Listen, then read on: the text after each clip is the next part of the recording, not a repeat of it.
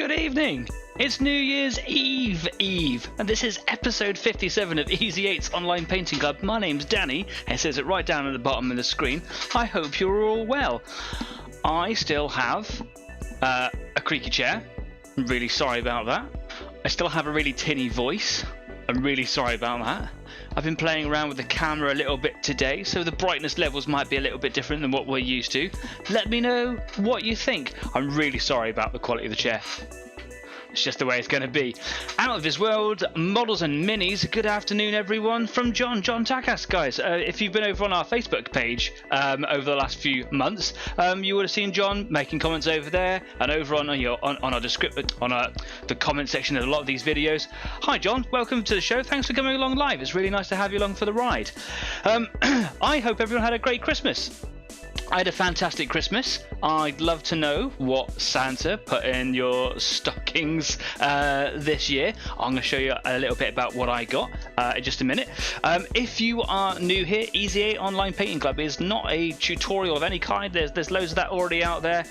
This is literally just a means to kind of get everyone together, share some company, maybe find some inspiration and motivation. That's the idea, really, isn't it? And just kind of come along, join me. Help me, keep me company on this lonely evening in the attic to my house, and just get some stuff painted together. I'd love to know what it is that you're painting this evening, so if you are doing a project this evening, let me know. I would love to know. Join John and whoever else is going to join us over there in the live comments as the evening goes on. We're going to be here for the next 2 hours with a little break in the middle. Yeah, a few changes. Been playing with the camera. Not this camera, but the workbench camera in a minute. Let me know what you think. I can change it if it's a little bit rubbish. Stafford Causley's joined us. Good evening. Hi, Staff. Thanks for coming along, mate. Nice to see another face there. Face, name, you know what I mean. And Dave Lester, evening. Hi, guys. Wow, we're a busy show already. Look at that. We had one person live last week, and now we've already got 3. That's fantastic.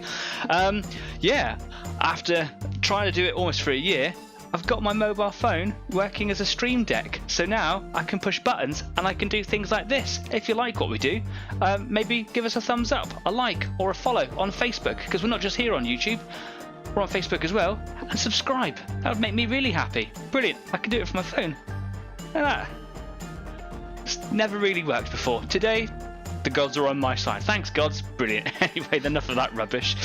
So yeah, straight off the bat, Christmas, obviously. It's not all about getting presents, though you do get presents. And I was very, very fortunate enough from my parents, who decided to take pity on me and the fact that I've been painting a 1/35th Panther for the last year and a bit, bought me another 1/35th tank. They bought me the Airfix version of the M3 Stuart, which is one of my faves. I absolutely love this dinky little tank, and it was favoured, absolutely loved by the crews of World War II. Most people who used them absolutely loved them, and they were often called honeys. Honeys, is that? Yeah, it does say honey there. I'm trying to look in the webcam, it's a bit difficult. So yeah, absolutely loving this thing. I haven't started putting anything together. I have obviously taken some of the bits out of the box to kind of compare it and play with it. New toy, used by both British and American forces, and this comes with the decal sets for either Desert Rats if you're British in North Africa, or the Philippines if you just want to go straight Allied. But I don't think the Allied one comes with like the Allied star, which is a bit of a shame, because I really like the olive greens and I'm kind of inclined to do that, but I want the star on it because it looks cool. It's iconic, right? So yeah, I don't know yet. Desert Rats, well, you know, I'm British, so I don't know. Really looking forward to getting stuck into it. I'm going to show you a little. I've got a couple of bits out off the sprue, and I'll show you in just a moment. Would love to know if you guys have got anything from Santa or from loved ones. Graham Henderson. Graham Henderson was the gentleman who we were talking about during the community spotlight last week. If there was only a couple of viewers last week, but there's a few views that have gone on since. If you haven't already seen last week's show, just skip forward to at least halfway through the show, just after the intermission, where Graham runs Wet Palette Miniatures, and I saw some of his work on Facebook. and I had to show it off under the community spotlight. It was absolutely fantastic. Since then, Graham, hi Graham, has become a subscriber to the show, and we've been talking on and off, and it's absolutely great. So welcome to the show, Graham. Thanks ever so much for coming along. It's really made my day that I kind of got the community rolling like that, and that's what Easy 8 is all about. So welcome to the show. Thank you very much. So Graham and John from Out of This World Models and Minis, I got my 100th subscriber for Christmas, slowly moving up. Congratulations. Do you know what? Cheers. Well done, mate.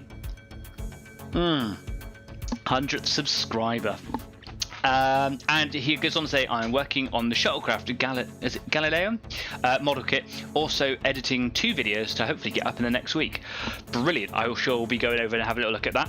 I haven't got it in the description to this video, but if you send me a link to that, John, I will put it as a part of the, I will edit the description, and I'll stick a little link up in there as well, so people watching this video could go straight over to those videos and your channel. And Jeff Lacey, oi, sorry a bit late, don't worry, we've only just started, it's fine, thanks for coming along. Wow, it's busy, isn't it? Anyway, do you know what I'm going to do? I'll keep going for my mouse, but I'm going to use my phone and see if I can get used to this one over here, because it's crazy. Let's go to the workbench. Here we go. Hey. I've been playing around with brightness and contrast a little bit, so just trying to stop the immense amounts of glare that my studio lights give. You might not have problems with the studio glare, it might be the way that my monitor is, but just in an attempt to make some sort of minor improvements on the go, I had a little fiddle. If it's rubbish, let me know. Will do. Thanks, Danny. No worries, John. So, here is the Panther that I've been working on without its turret. See what I mean? It's a little bit... Yeah, I don't know if I like it. It's all going well. I am days from finishing this, I think. I might have it on for like another episode, maybe into the new year, where I can finally get photos of it as finished work up on Instagram. But the reason I wanted to just kind of bring out the turret and the hull here is I was going to compare it to the Stuart. So the Panther, not the biggest tank to come out of World War II, but often debated as probably the best because it had incredibly good sloped armour at the front, even through all of its variants. It was an immense thing. It was a powerhouse. Only a 75mm cannon. I say only, but it's later counterparts the Tiger, and even later into the King Tiger and things like that had the 88, but it was a really long barrel, so it was a hell of a cannon. Apart from the fact it broke down a lot, it was generally a really, really, really good tank. Hi, Kes. Kes has come to join us as well. Made it. Brilliant. Smiley face. Thanks for coming along, man. I stood beside the Panther down at Bovington Tank Museum, and frankly, in some ways, it's even more impressive than the Tiger. The Tiger is still a beast to behold, but this thing is just enormous. It's really, really tall, and because of its footprint, it's really imposing. When you take, it's very unfinished. It's just 3 pieces of the sprue, the Stuart light tank here. It's a real baby. I absolutely love this thing. Now, to be fair, I stood beside Stuart's at the same museum, and I never really kind of considered it as a comparison in real life, but it's actually much bigger than I thought it would be, sizing up against the Panther here. The Sherman's quite a big tank. We always think that the Sherman's quite small in comparison to the German armour, like the Panther and the Tiger, etc. But actually the Sherman is quite a thing. But still, it's very, very diddy. It's got a tiny 37mm cannon, which is terrifying if you're troops going up against this thing. But there are reports of the 37mm cannon actually disabling Panthers if they hit them right, just underneath the mantler, under the in the turret ring, were enough to take those things out. But wouldn't want to be hitting one of these things because it's made of chocolate bar wrappers. But it was a beautiful tank to crew, and it was, like I said, often nicknamed the Honey. And just for you, Kes, because I know that you're a fan of Tank Girl, this is the tank for Tank Girl. And I know we've had that conversation before, and you've been trying to find a company who actually do the kit for Tank Girl. I haven't found one yet either, but I'm sure there is. There must be, right? Anyway, that's the Stuart. One of my next projects. I've got quite a few projects waiting to go, and it's taken me so long to do this Panther that I may hold off doing this on the show. I might just make this a personal project, though I am very excited to get stuck in. Going to be making it very, very soon. Anyway, that's the Stuart Light. should I do it Allied or should I do it British? Oh, I don't know. So today, my project then, I'm going to be doing the accessories and tools for this beast here. We've got a tool rack here, and we've got a tool rack here. What would a show be without a cat hair? And another smaller tool rack there. And we've also got these little racks down the back, which are tank track spares holders. And I have been busying about the afternoon priming all of those pieces, and I'm looking forward to getting them stuck on. So that is basically today's job. Now, I could sit here and really get quite involved with what colours I'm going to do everything, and I'm quite a fastidious researcher when it comes to doing my tanks, and I like to know exactly how things were painted and made. And I've been on the show before, going off on a right tangent talking about the intricacies of tank wheels, and it's interesting if you're into that sort of thing, but isn't going to get me painting the tank. So I've decided to keep it very, very simple. All the tank tracks are going to be black because they were painted black when they were put on the stowage of the tanks, and I'm going to do a light dry brushing of them, silver, and a little tiny bit of weathering, like maybe a surface rust ever so slightly, because they would have been worn down a little bit, but not as much as tank tracks in use. So they're going to be black. These are tow cables. There are 2 of them on the Panther, only 1 of them on the Tiger. Don't know why. Again, I'm going to do these black, and then I'm going to do the ferrules and the eyelets in them. I'm going to kind of bring those out real burnished silver, and then I'm going to dry brush the cabling so they just are not heavily black, but a good 50-50 black and silver. Then I've got various tools. This is a crank handle. This is what would have gone into the back of the vehicle, and they would have hand started the engine.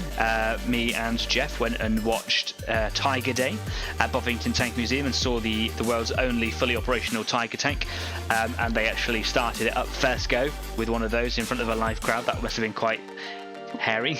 And there's a few other bits and pieces. I've got what looks like some sort of road spike thing, a sledgehammer, another hair, sledgehammer, a shovel, an axe, some bolt cutters, a cute little fire extinguisher, and these little devices. I don't know what they're called, and I think they're on most German tanks, at least from the Panther and up. And I think these little efforts were for holding tank tracks in place when you want to take the tension off of them, and then take a pin out to let the tank track go saggy to replace parts of it. I think that's what they are for. I am almost 100% confident that they are for tank tracks and repairs, just don't quite know exactly what purpose they are. If you know, I would love to know. Do tell me. Hit me up over there in the live chat or in the comments later on if you're watching back later. If you remember last week, I was saying that just at the end of the week before I had to stop for a few, I knocked off this little device here. Found it. This little loop, if I can bring it in nice and close and bring my light up so you can see, is basically it's a little reel that a rope would go on, a rope or a small cable or something. With this model is supplied a little loop of copper wire, which you have to kind of wrap around it yourself. That's probably going to be one of the final things that I do, just because I'm really quite nervous about it. Don't know how I'm going to do it. But I'd lost this little thing. I just knocked it off on that last week before I changed studios, and I have been searching everywhere for it. I ripped every single box open in this studio, and then I just stopped, got quite depressed, and then looked to my side and it was on top of my paint palette. Found it though. Kess says, I have looked for 3D printed models as well with no luck. That's for the Tank Girl tank. That's a shame. If anyone can find a Tank Girl tank kit, would love to know. That'd be great if we could find one. That is a nice beer. So basically, I'm just going to get on and I'm going to start spraying things black. The only thing that I think I'm a little bit unconfident with about black is the fire extinguisher, which I might just metal up a little bit. I should imagine it was probably painted the same colour as the tank hull, so maybe I'll do that, see how I feel when I get there. And then of course I do have like the sledgehammer and the shovel and the axe. I'm going to do the the staves, the handles, I'm going to do those in a wood effect. I did a little bit of wood effect last week on this little block here. I wasn't entirely happy with the way it turned out. I've done much better wood effects before, so I've just kind of gone over it again with another coat of the original sort of off-white colour. And then I'm going to stain it with a little bit dark brown just to see if I can get it looking a little bit better. It was a little bit rubbish. The show was a little bit rushed last week. I just kind of wanted to make a presence and I just faffed it. But yeah, anyway, this bit here is for you know, holding things in place and kind of doing track repairs. Big block of wood. All tanks in the German army had them. So yay. Right, let's get a piece of paper to spray on top of. Had to clean the airbrush out again earlier on because, you know, what would my life be without having to do an airbrush clean? And it's working really well today, or at least it was earlier on, since I did that clean. So, fingers crossed, this doesn't become Easy 8 airbrush cleaning 2 hours show. I'm going to start with the tank tracks. Now, painting on a sprue. Do you do it? Do you paint on a sprue and then cut them off? And then have to touch up the bits that you've cut off? There was a lot of little tiny details in here, all these bits and pieces that I could have painted on the sprue, but I decided not to. And I'm wondering how you guys feel about that. I decided to kind of just hold them and go for it because that's how I roll. I'm a bit of a cavalier when it comes to that sort of thing. Anyway, I've got my little paint mixer just off camera, so I'm going to give that a little whirl. The lead is so small I can't have it in a decent place, so it's just got to be just beyond the camera, just over there. Some black paint straight in the airbrush. I'm not gonna thin it down or anything. I'm just gonna go in for about 10 drops. I was using primer earlier on, and primer obviously has a different viscosity, and about 10 to 12 drops was giving me a good coating of all of these pieces here. So I reckon I'll go through it quicker because it's thinner. I'm going to do the undersides of all of these tracks first. These are the bits that are going to be exposed and they're kind of just clamped on. They rest on quite nicely. You don't see this bit, you see the underside. The inside of the tracks, I suppose, the bits that contact the wheels. And all I'm going to do is I'm going to hold it in position with this little spike here. And then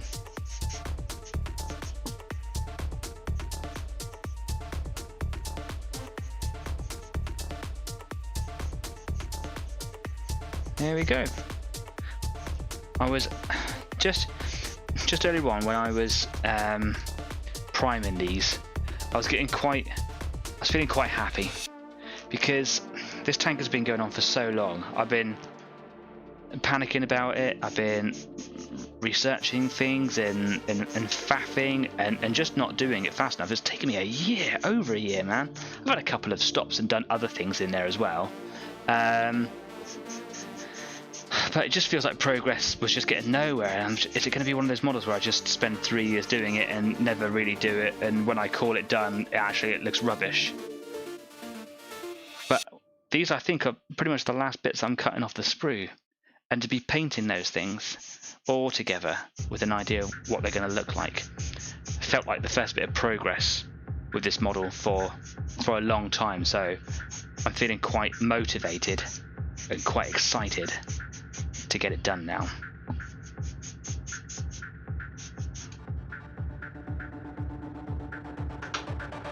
I thought I had loads of tank tracks to do as well because there's about 3 times as much on the sprue than what you need. So if you lost some, you've got some spares. But also if you wanted to make more of a diorama piece, or actually change the miniature up so that it's so it looks different, that it comes straight out of the box, then there's options for you. Yeah. So when I realised I didn't have to do all of these fiddly little tank tracks, I was pretty happy with myself. Right. I can see some comments have gone in. Darren has joined us for the evening. Hi Darren, nice to see you again, mate. Thanks for coming along. Wow, we have got a full little show going on this evening, haven't we? 7 viewers, thanks guys.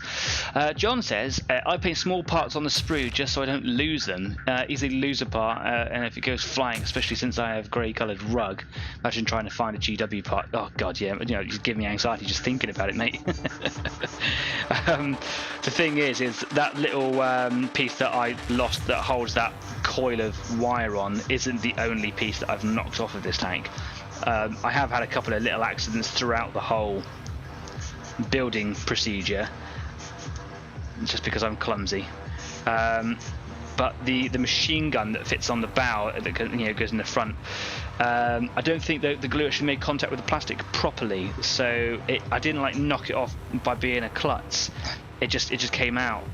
I must have knocked it, obviously, but yeah, it's gone, unfortunately, and I lost it on the carpet.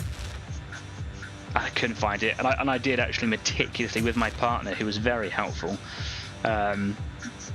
We couldn't. It was gone basically. So yeah, it's the only part that's going to cause me some issues in trying to recreate. I could just see if I can find another MG34 and see if I can basically chop it down and fit it in. Okay, so I've lost a few parts to them going flying. Yeah. Darren says the carpet monster will eat small parts. Yeah, I wonder if my little machine gun's actually still in that carpet somewhere. Okay, that's that one side of those tank tracks done. Come back to those in a minute, and now onto the tow cables. So satisfying just to get some colour on all of these bits. The thing with all these accessories is, for a while, it's been kind of plaguing me because I've not. It's so hard to tell how far away completion is because there's all these tiny little fiddly bits, and it's always the case when you're getting close to the end of a build, isn't it? It's actually that even though you think you've got the most of it done, all those little detail pieces are really deceiving. So to know that this is pretty much everything cut off the sprue, and I'm not doing the crew for it. Yeah, it's quite a relief.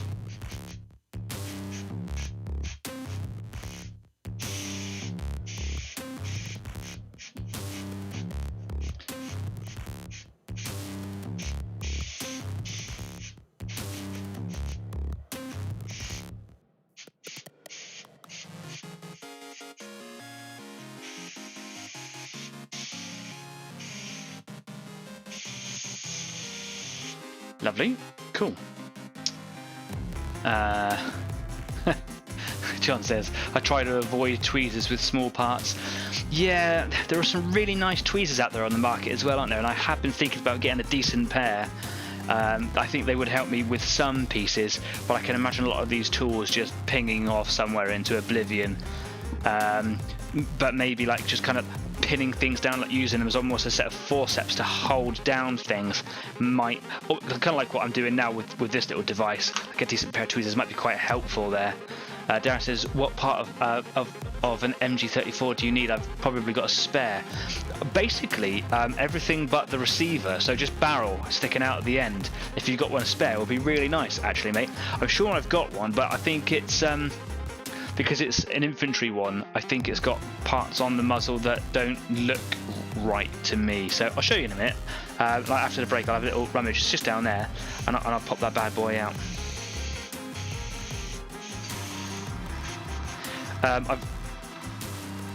It's not an infantry one. It's the one, sorry, that goes on the top of the cupola or the cupola, if you're inclined to call it that.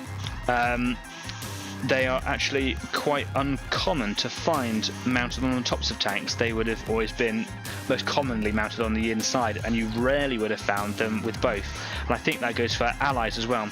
So that, like the movie Fury, where you've got the machine gun in the bow and the machine gun on the top being used, it's very unlikely. Not to say that it wouldn't have been. So it wasn't like it was an inaccuracy. It was just rare. I think most tanks, because probably to do with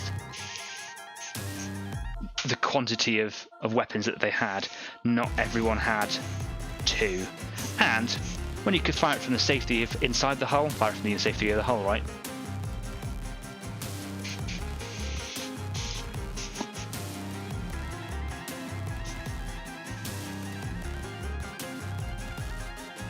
Lovely. Okay, now we're getting on to the fiddlier bits. So, with these little efforts, I should probably try and bring this in shot a little bit, shouldn't I? That'd be helpful. Well, actually, I know I've got quite a lot of whitey looking paint glaring, so if I give it a little bit of a dusting with black, it stops it from being so glary, and you can see the part there. There we go. So these things here, like most of the stand, the basic tooling, I think, was just painted black, but was iron, most likely, or steel, sorry. So I'm just going to paint those metal afterwards. That's what I've done on every 28mm model that I've done, because back then I didn't really know what to do them. But having since seen a lot of references on them, I know that they were just, dark metal or painted black. If it was come straight out of the factory. If you could stop spinning around, that'd be lovely.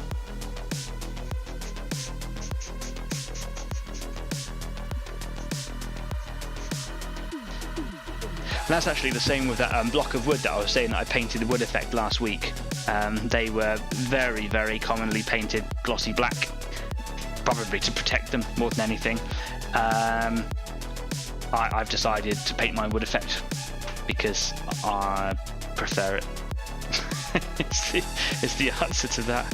So with these bolt cutters, I am going to just hold them down with this little spiky thing here. I'll have a little mark left over, but I'll just make sure that I do a couple of passes over it throughout. There we go. It's got a little couple of white dots that you can see there. I've actually quite zoomed out today. I thought I was going to be doing a bit more work further out, but it turns out I'm not, and that is just poor planning. So if you're struggling to see, just let us know and I'll zoom in. Simples. Little axe. I'm not gonna do the axe or the shovel or the sledgehammer in that colour. And this is the little handle, which, just for simplicity, I think I might.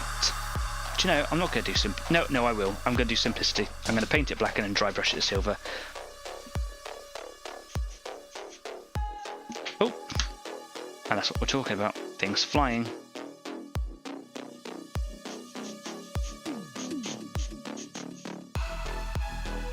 There we go.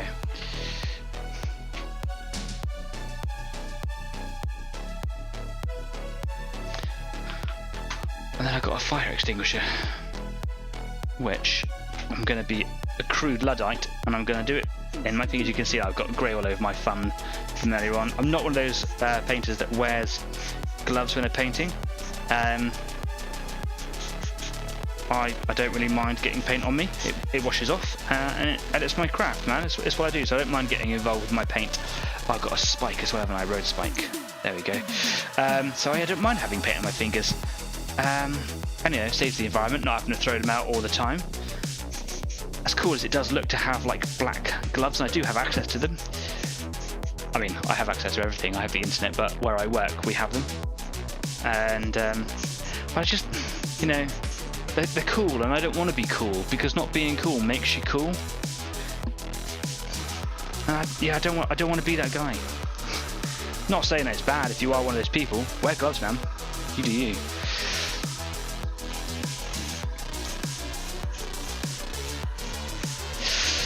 So Jeff says, I think I've got a few 34s here. Oh, brilliant.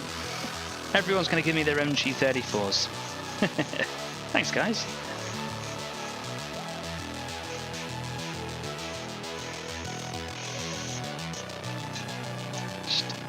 These tow cables are a little bit hard to get quite well because they're so thin. And they're flexible, so they kind of want to just bandy around all over the place when I'm spraying.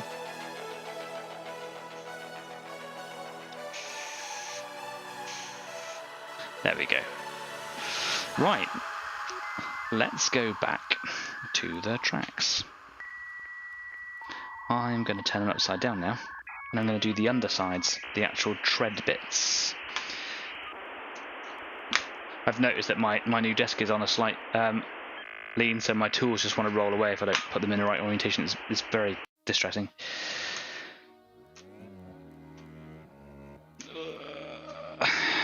Okay, here we go. Hold it in place. I'll just pop this little spike through that hole in the track, and then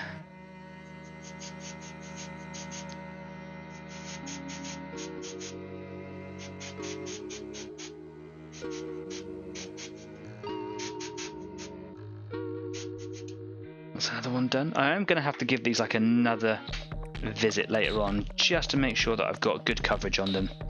But that's fine. That's fine. That's the legwork of this evening. Is just making sure that it's all just covered. The thing is, like, if this is all I get done today, that's good progress. But sometimes you think that 2 hours just doing this, maybe I could be doing a more exciting show. But that's not what the show's about. The show's about just getting it done and having that company. I'm so happy that while I've got this monotonous task, that I've got so many viewers online. It's so great. Just thank you very much. Yeah, John says I use gloves for enamel paints. I really wanted to use a lot more enamel paints. I'm an acrylic painter, basically. And I do use some enamel paints, especially for weathering. I think they're incredible. But actual enamel paints, I struggle with them. I can't get them thin enough. And every product that I use, and it is the correct product, I was making sure that I got it all right, just turns it into a gelatinous mess. And I was like, do you know what? I'm just going to go with something that I know and trust. So yeah, I stayed with acrylics. But if you're doing a lot of enamel work and you're good at it, I could see why you'd want to wear gloves for that. Do you wear a mask as well when you're using enamel paints?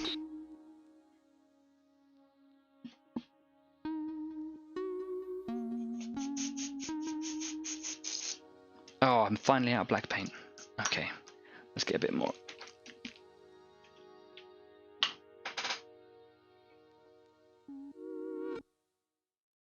Six, 7, 8, 9, 10. Yeah, let's call it that.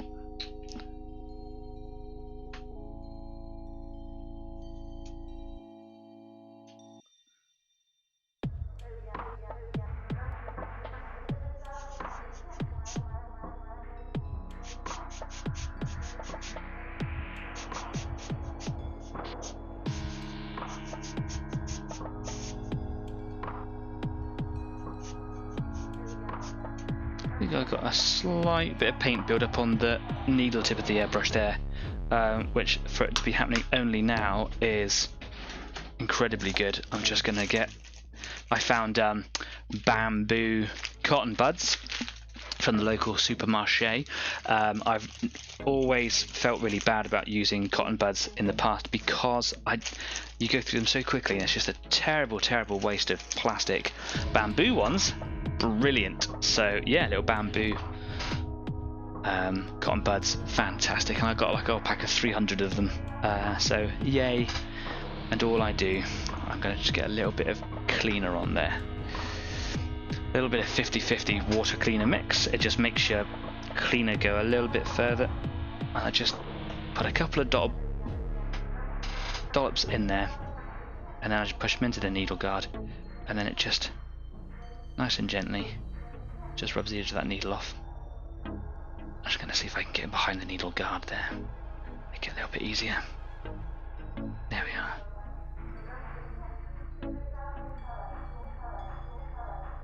Just trying to be careful about the actual needle itself. Don't want to bend it or anything. There we go.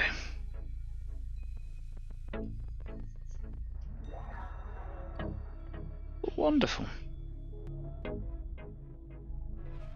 Did I finish doing that one? I did. Okay.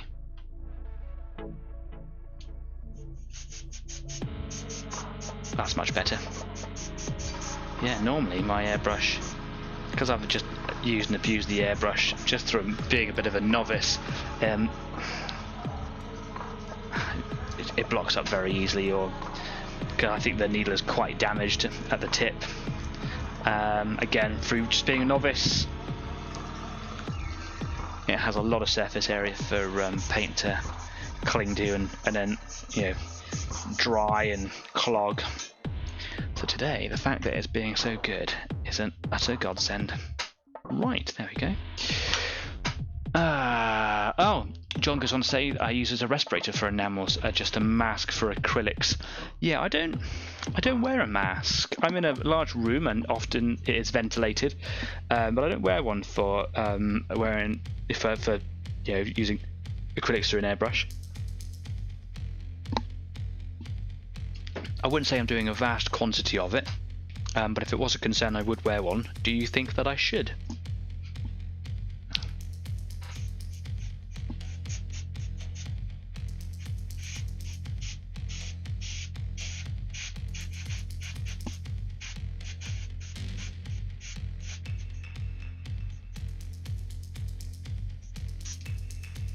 That's the other end of that tow cable done.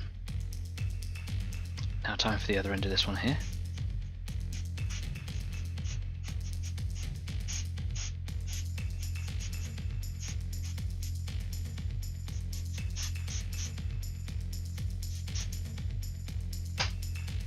Wonderful. Right, back into the other fiddly bits. Just going to try and do it away from where I've just been concentrating, because that piece of paper is quite sticky now and I don't want to get these bits sticky-fied. I'm just going to hold them. That's how I did it when I was priming them earlier on. Just a little less fiddly, I think. What I do need is a little thing just to kind of drop them on, because with the paint drying like that, if they touch the paper, they will stick and go tacky. So what I did earlier, because even though I'm a bit of a noob, I am quite smart, so I just put this little scalpel down here just to kind of rest their painted edges on. They might need a bit more attention in a minute, that's fine, but it just gives me something to not stick the wet painted bit to. Even if you know, they just kind of roll over or something.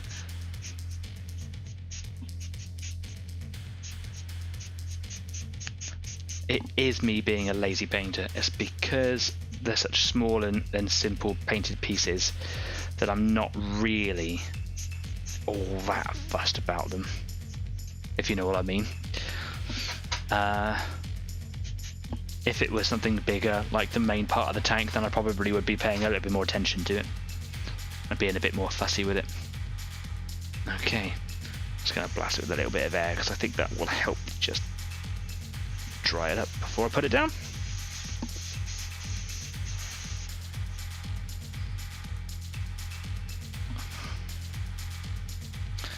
Back to the bolt cutters. I will do the handle side first, so that I can get that little bit that where I was holding it down earlier on. John says, if you've got good ventilation, you should be fine. My setup is in my basement where I have little to no ventilation. I'm in the attic, and I've got a skylight either side of me, and it does get warm up here because obviously I'm at the top of the house, so all the heat rises through. Sat here now, I'm on the edge of being uncomfortable, and I've not had the heating on all day. You know, I've got a couple of lights on and a couple of computers on and things, and the lights, I think it all adds. And then attempt to look smart to wear a shirt. Yeah, it all it gets warm, so I'm glad I have these windows right there.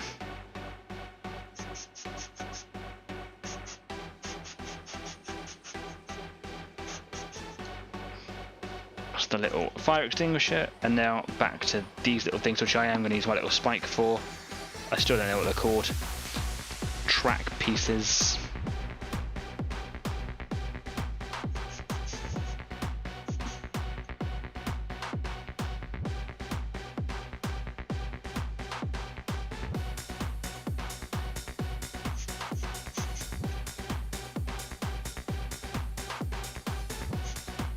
There we go. I'm being really quite crude with it. I'm saturating.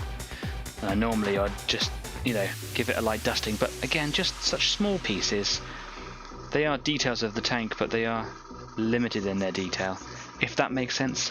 So again, it doesn't really matter to me. Okay, I am going to give that a rest just for a minute. I'm going to let that all just dry. Just going to remove any paint from the end of my airbrush needle, and hopefully when I come back to it in a minute, it should just be good to rock and roll.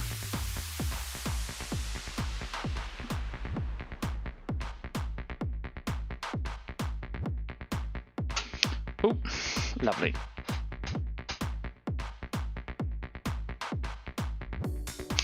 Okay, so let's have a little look at the other pieces that I've got here. So I've got a sledgehammer, I've got an axe, and I've got a shovel. I've also got a bucket, which I'll do that as a separate thing. This is all off the kit. The bucket is from another thing, and I am just going to do. I think I'm just going to paint them, just spray them like a wood colour, or actually just the. I'll just hand paint and brush them with an off-white, and I'll do them the same way that I did that block of wood, and hopefully just dull them right down. And I'm going to be, again, quite quick and brutal with it. What I like about doing, and it is the reason why I do it, why I paint my handles of the tools wood effect rather than the colour of the hull, which they probably would have been painted the same colour as the tanks all together, is I think it just kind of stands out and adds a little bit of detail to it, to the model itself. That's more so when it comes to painting 28mm, because the model is so much smaller, that if you were to paint it, even if you're being accurate, it could just look like that you weren't paying enough attention to the model, or being lazy and trying to avoid doing the detail. So I've always done all my tools in a wood effect handle, just to kind of make them stand out a little bit without having to kind of do some sort of fancy work to to edge them, to bring them out as a separate detail. Darren says, I was just about to say, what about the tow hitch bucket? Yeah, I've got a little bucket with a little set. It's like a little diorama set that my dad gave me. There's a German army person with a bicycle and a set of binoculars, and he's got a little bucket to go with it on the sprue, which I will be sticking on the tow hitch of this tank because I think it's funny. That is a good drink right there. Okay, where is the colour that I was using the other week? Here it is. So, I've just been using Bone White by Vallejo in the Game Air range.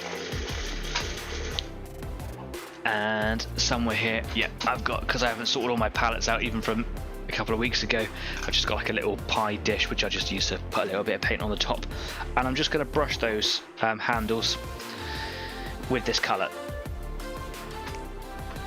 And I don't have to be very neat about it, so I'm not even going to water it down, I don't think, to give it quicker covering. John says, I need to go, but have a happy and safe New Year's. I'll post a few pics to the Facebook page soon, including my son's first ever model that he's built, a Bandai Clone Trooper. Take care, Danny. John, thanks very much for coming along live to the show. Have yourself an awesome New Year. I hope that 2022 brings you so much joy. It could only be better than the last couple of years, so hey, moving on positively. Don't forget, guys, check out Out of This World models and minis. John, if you stick a link in the description later on, I will bring it up on the Facebook page as well, so everyone gets a chance to see it. Go and have a look. I am looking forward to seeing your son's miniature. Thanks very much, man. Take care. See you later. Right, let's get this colour on there. So last week I was watering this colour down to paint a detail on the tank because I had to kind of edge around. I don't have to be careful about where I get this paint, so I'm just gonna kind of get it on there. I am looking to see actually if there's a line, like where the stave has gone into the metal pieces, and it's just here. And it's only on one side, really. It's quite a faint detail, so I'm going to have to kind of guess that a little bit later, but that's fine. That's cool. And there's these little, I don't know if you can see on the camera here, but there's these little bands, and I think that's probably like a part of the rack that it clips onto. So I might have to paint those pieces. The German tank yellow colour, which again is fine.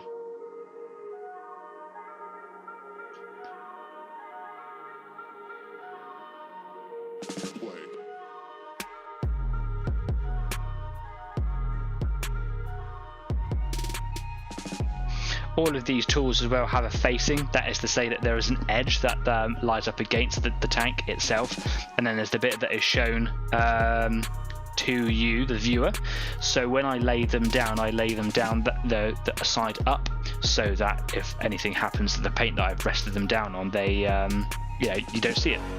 It's easier to hide those little mistakes. I could be teaching you how to suck eggs right there. That might be the most obvious thing in the world, but maybe you've never done this before.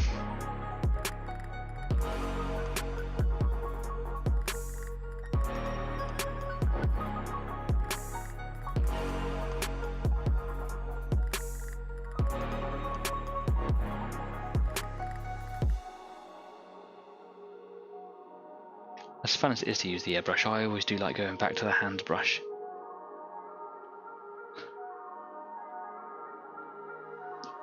It was my first love. Now on this axe, a little detail just to be careful with because it might show up. Very hard to see here with the zoom level that I've got, but the actual shaft, the handle here, comes through the top of the head. So what I'm going to do is I'm just going to coat the top there in that colour, and then I'll just be careful when I go over with the silver later.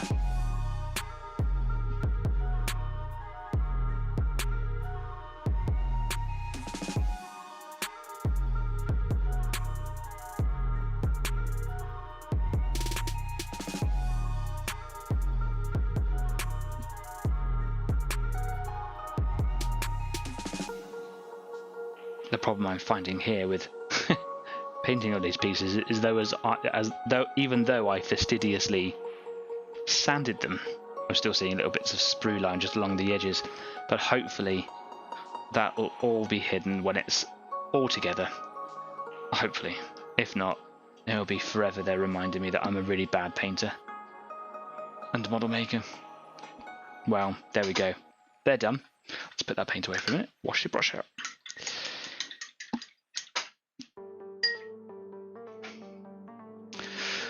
What time are we at? We're at 10 to 8, just a few minutes away where we'll have a quick break, but you know, I'm gonna crack on just for the time being. So if you do need to go and, I don't know, go to the bathroom, stretch your legs, we'll have a chance in a minute if you don't want to miss anything.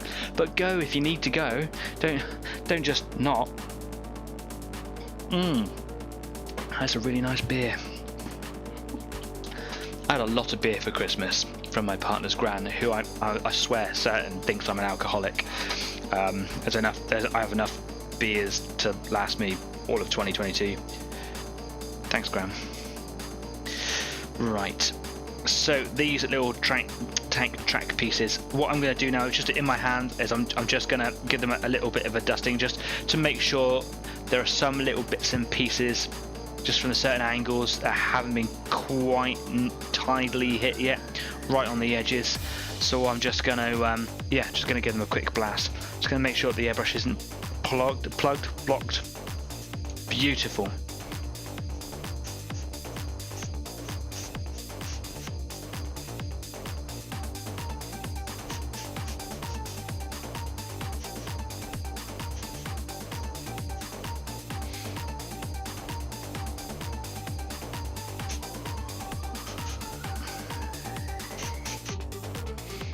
Quite easy to get paint everywhere doing this.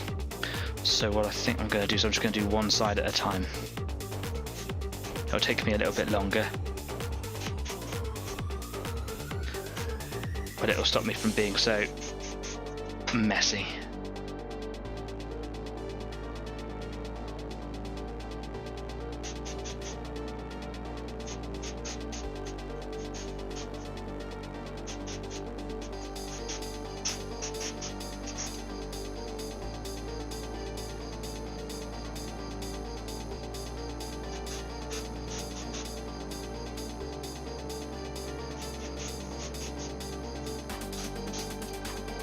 Lovely.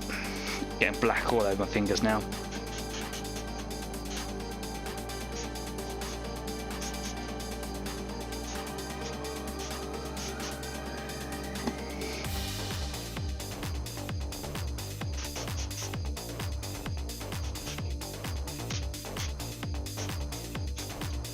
There, cool. Now what I'm going to do is I'm just going to give my finger, I'm just going to dip them in the paint water. Just going to give them a bit of a wash off. That seems like a really crude thing to do, but I can feel the paint's being a bit tacky on my fingers, and I don't want it to like fingerprints on the pieces.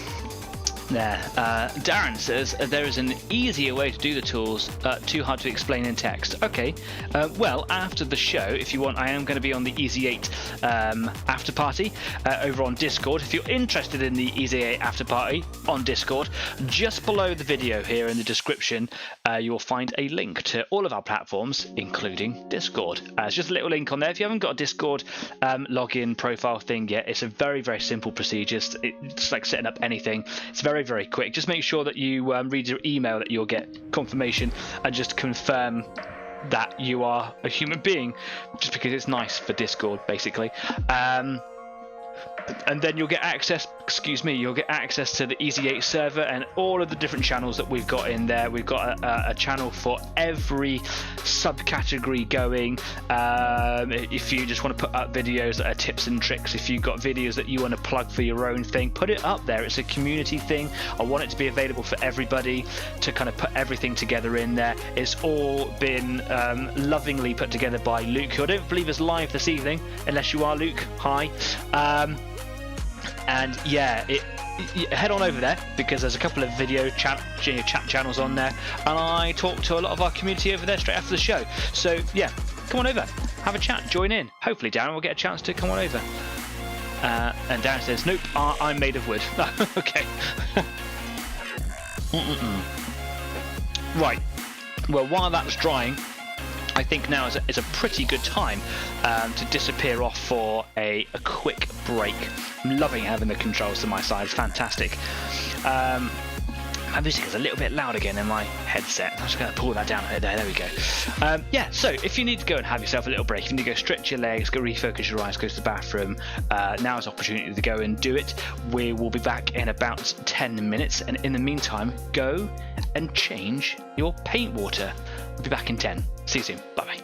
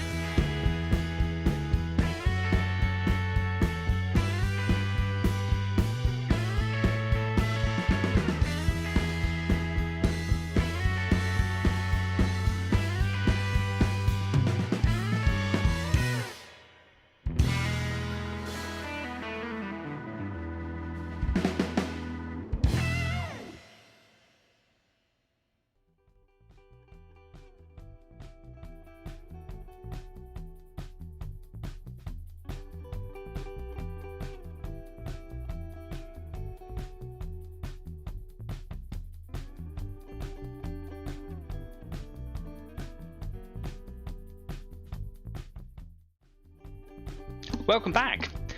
Oh, it's an interesting and exciting little intermission that I just had there. Fortunately, it was all happening during the intermission of the show, but my partner's got a new popcorn making machine.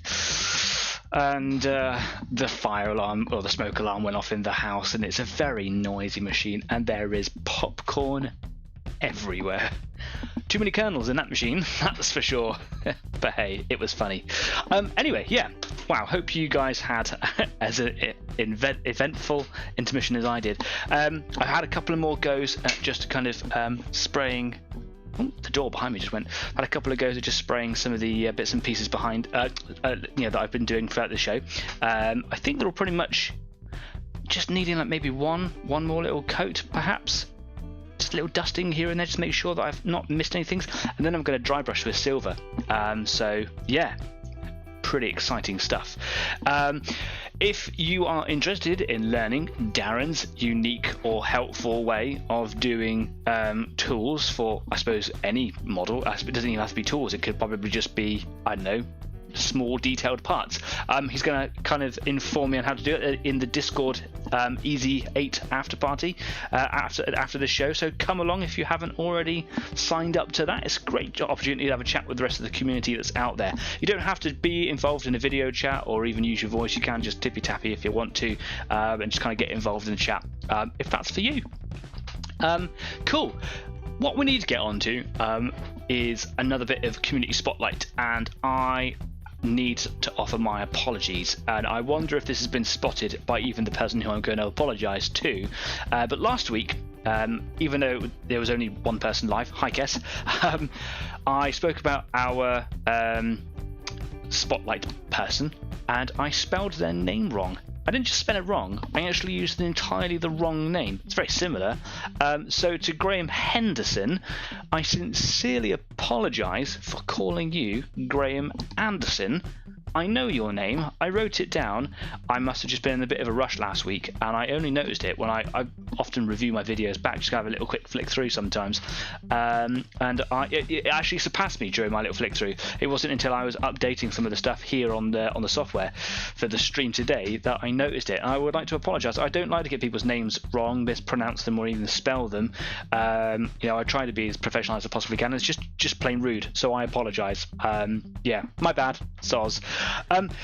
What I want to do is I want to go over to Community Spotlight again this week, because last week I showed some of Graham's stuff and it was absolutely phenomenal, which is why I wanted to show it. It was incredible. And Graham, I got in contact with him. He's actually in the live chat over there now. If you want to have a chat with him, hi Graham. He was actually really kind and responsive, and was just like, yeah man, just feel your boots, show the stuff off, whatever you like. And has since become a subscriber to the show, which is great. But because there was only like one person on last week and it was a really quiet week, despite having a few successive views afterwards, I wanted to kind of go back over it and have another look. So I'm going to take you over to the Community Spotlight now. And we can have here, look, I spelled it right this time, Graham Henderson. I can't believe I got that wrong, man. That's so bad of me. Anyway, I saw this particular photo here a couple of weeks ago, or just before last week's show, on the day actually of this dreadnought. I thought it looks fantastic. The concept here is obvious. It's been left behind.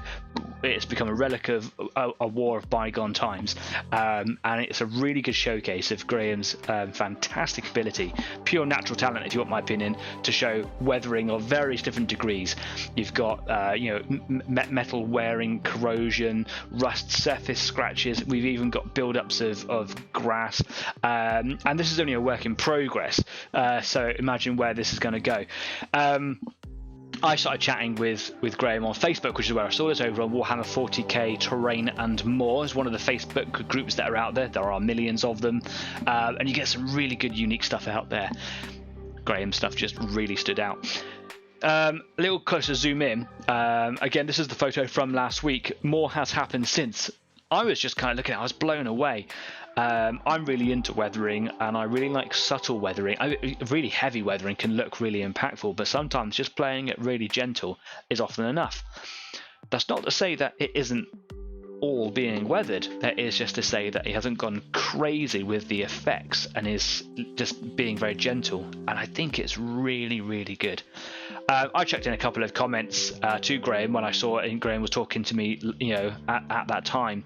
I was saying maybe you could try and put some soil deposits in there to kind of make the grass look like more clumpy, that it's kind of got some soil to it, maybe a little bit of verdigris on the golden emblem there, which Graham had actually liked the idea of the soil, but had thought of that, but apparently had really liked the idea, the concept of putting verdigris on the gold eagle on the front there.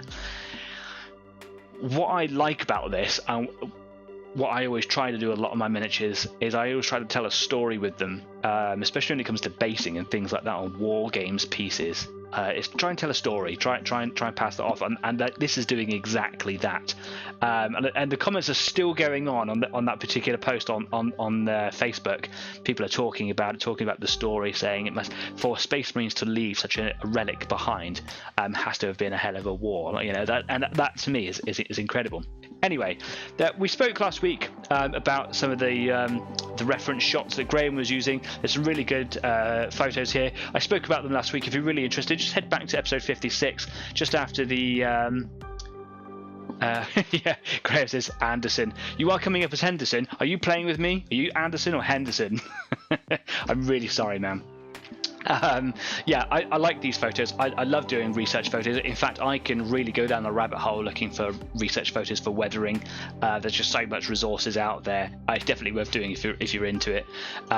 So yeah, and here's obviously some more. And those are the photos that he was sharing on that Facebook post. Just earlier on today, just a couple of hours ago, Graham got back in contact and just gave me a quick photo drop of some of the work since. Obviously, it's been Christmas. People are seeing their families and are kind of travelling about a little bit, and Graham is no different. So hasn't been at work, on this piece so much, but has done a little bit more work to it. What you'll notice here is it's actually on a proper base now, which has got a little bit of a background, and it's kind of its own miniature diorama, and I think it's just fantastic. Obviously, we've got a lot more of the grass and soil playing, and now that piece, the grass isn't standing out so much because now it's it's top and bottom, yeah, and it's got that wall as a bit of background, and it's kind of just being blended away, and it's just in this position. It looks like that was its last thing it ever did. I think it's brilliant. Having a quick chat with Graham earlier. Here's a gratuitous logo drop from Graham's Wet Palette Miniatures photo stock.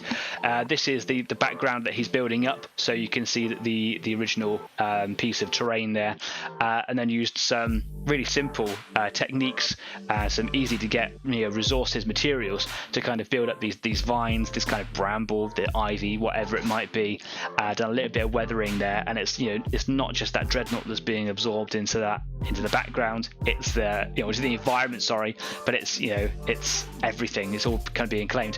And then finally, the resources that he was using to make that piece there, just a little bag of bits, some flock, sorry, and some jute string, which I've never thought of using before. I've done vines and things like that in the past, and I've used very small garden twine wire, so that I've actually been able to make vines that you can take on and put off onto certain dioramic pieces, and I've just kind of done clumping techniques over the top of them.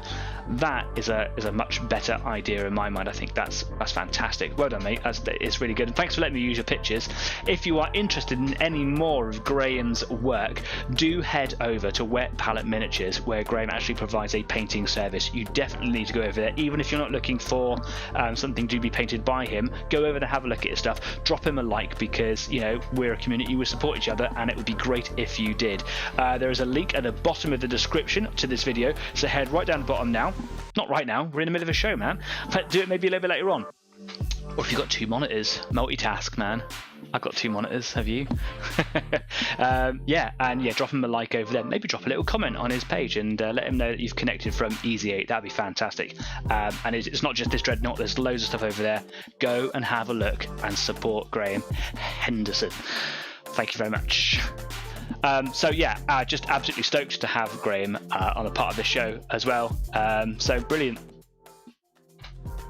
Yeah, love it. Love sharing stuff from the community, and I think that's fantastic. Cheers, Graham Henderson. Anyway, if you are joining us now or been with us since the beginning, would love to know what your projects are this evening. If you're working on something, I'm dribbling my beer. That was really mouth-watering. Yeah, if you're working on something, would love to know what it is, or if you've already told me, let us know how you're getting on, because I want to know. It's not just about me, man. It's about you too. So yeah, I'm just gonna get back and give these pieces another once over. Just make sure I've kind of got them all with the black. It's the track pieces that I'm wanting to make sure I really get, because they're not going to be so heavily dry brushed. Everything else is going to be quite heavily silvered. They're mostly going to be black. So let's head back on over to the workbench. Loving those controls, fantastic. Makes it so much smoother. Really sorry about the creaky chair. It's really, yeah, it grates on me. So I'm just going to give these another blitz with the airbrush. The airbrush is behaving so well today as well. Fantastic. Thanks, airbrush gods.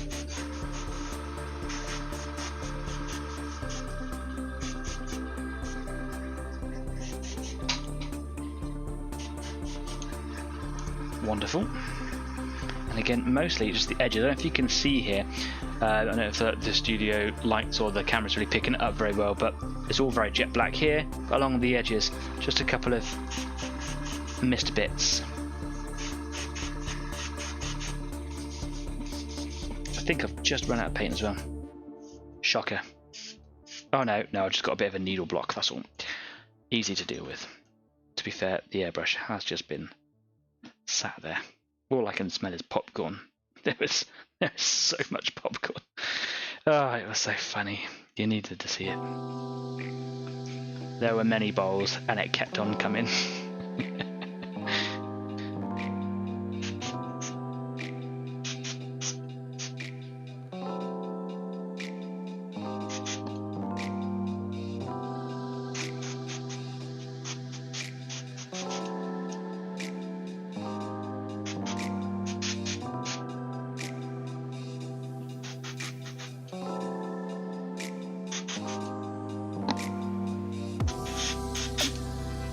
Could have, and I was thinking about it as well, put all these pieces like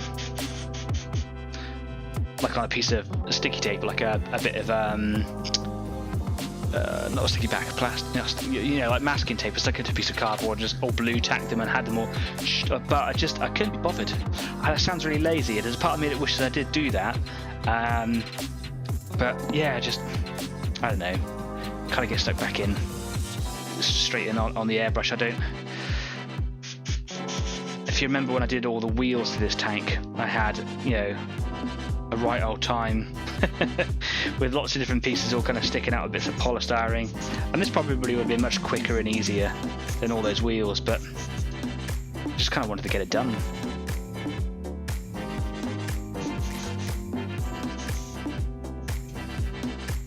I think we are looking at the end of it.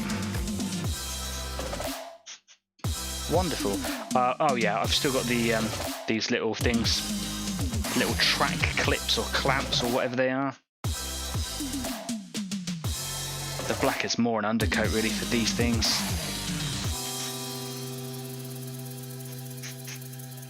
But I don't want to risk having bits visible when they shouldn't be, so trying to be really fastidious with the black. I have now just run out of paint. Okay, cool. One more drop, because that's all I'm going to need just to finish these off. If that, I'm going to see if I can make it a small drop. Yeah, there we go. Lovely. Stafford says, reading Gaslands Reloaded and planning an Idris team. Graham says, appreciate the shout out. No worries, man. You're more than welcome. Yeah, just stoked to have you along, so thanks for coming. Yeah, sorry, Staff says, reading Gaslands Reloaded because Stafford is one of my gaming friends, and we have been playing a lot of Gaslands lately. If you don't know what Gaslands is, you definitely need to go and find out because it is well fun.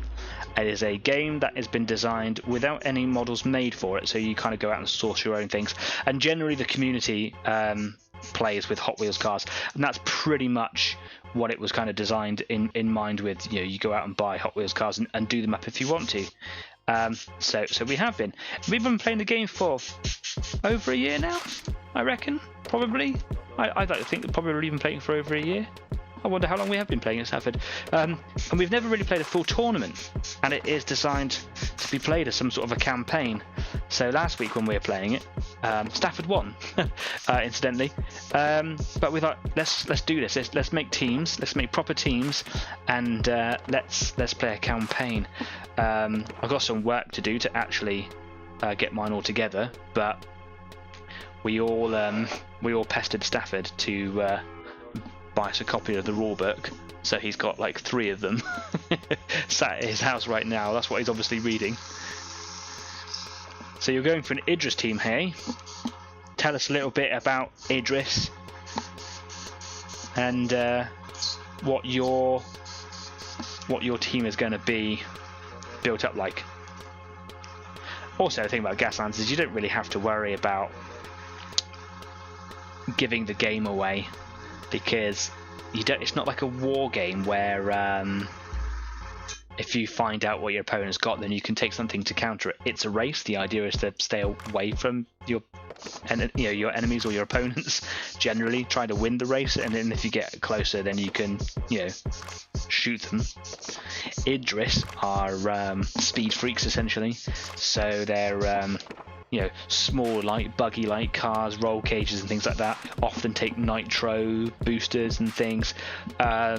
Idris is a little bit out of your not out of your comfort zone, but a bit out of the norm for you. You normally like all the high-tech stuff. I've taken a bit of a liking to the Japanese. They're called Miyazaki, so they're all about they're almost like Tokyo Drift, high-performance sports cars, throwing them sideways, around a course and stuff. If you're taking weapons, you're probably doing it wrong. It's all about skills and driving capabilities. But sometimes I like to mix it up and just go over a prison van, welded shut, stick some guys inside, and if they survive, see what happens. Dave's there laughing away. Stafford saying, no nuclear engines, hopefully less exploding. Yeah, like I say, high-tech stuff. Take a nuclear-powered engine and you're going to explode. Anyway, let's get on with some silver work and break this up a little bit. Or shall I do... No, I'm not going to do any silver work yet, because I'm going to do the wood staining on these staves over here. So I've got an axe, a shovel and a sledgehammer to go. And I think, if I remember right, when I did this last week, I was using my 2 favourite stains, acrylic stains, both Games Workshop ones, Seraphim Sepia, Agrax Earthshade. I really like Seraphim. It's a really nice warm colour, but it wasn't really the right way to go. I think Agrax was more the way to go, and I think that's what I've used in the past, so I'm going to use this. That some people say you can use Guilliman Flesh, which I think is a contrast paint, which is much more flesh tone. It kind of comes out of the browns and it's got a lot more sort of red or orange hue to it. And I'm fairly certain that does give some good results, but I don't know. I want to give this a shot, see how this fares. So I'm going to go in with a sledgehammer because it's just a nice big piece to start with. And this might be completely rubbish, but it's easy enough to kind of go back and fix. Starting off light, and that already, by going quite heavy now, I can see that is absolutely the colour that I wanted. It's the colour that I should have had last week when I was doing the block of wood on the actual tank hull itself. And instead, I ended up having a weird mix of both Agrax and Seraphim. Go back and watch the episode if you want to see the mistakes. I don't mind making mistakes, but I like to make sure that I can, recover from them and learn.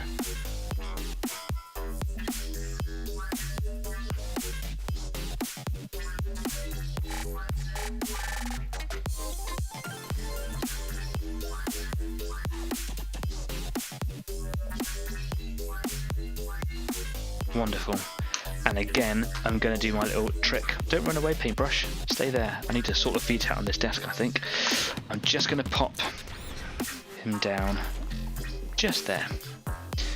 Over to the shovel.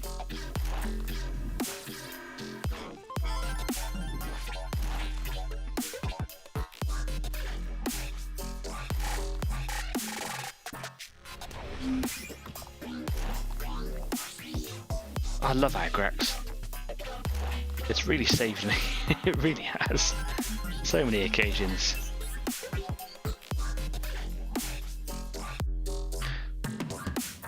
Now it looks like there's a little ball on the end of the handle of the shovel, just at the end there, like a little sort of stave cap or something. And I will paint that silver as well. And these little fixings, whatever they are, that are like halfway down the handle here, I will paint whatever colour is nearest on the camouflage. So if the red or the green is going past, then I'll just do it quick by hand, just to sort of blend that in and make it look like that it was all painted together at the same time. Oh, that has turned over and I didn't want it to. There we go.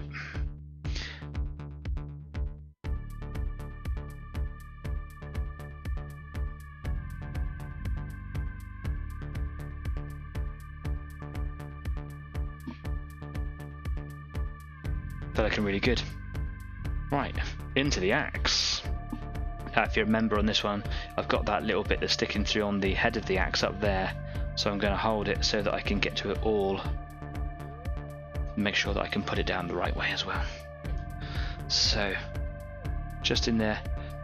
And it's going to take me a little while to get used to the position of the camera. It's a new studio. I had the other one for over a year. And I got very comfortable with how everything was in there. So I apologise if you can't really see this very well, if it's positioned poorly or not zoomed in. I've been playing with the camera effects today as well. I am trying to get better in the studio. I've got a lot of work to go yet. So I'm just sorry, man. I spent, today included, over the last week, I spent a lot of money on doing a lot to improve and I suppose to increase the professionalism of this show by buying a lot more equipment, upgrading a lot of things. I'm going to be wall mounting the cameras, having a second webcam, so it's just all a lot. Everything should just be coming together. I know that my voice is very tinny. I'm going to be looking at just playing with the software to kind of enhance that. I am going to be getting a sound mixer for this setup. But they're very expensive and I've spent a lot of money on other bits and pieces, and I really am looking forward to improving the quality of the show, just little bit by little bit.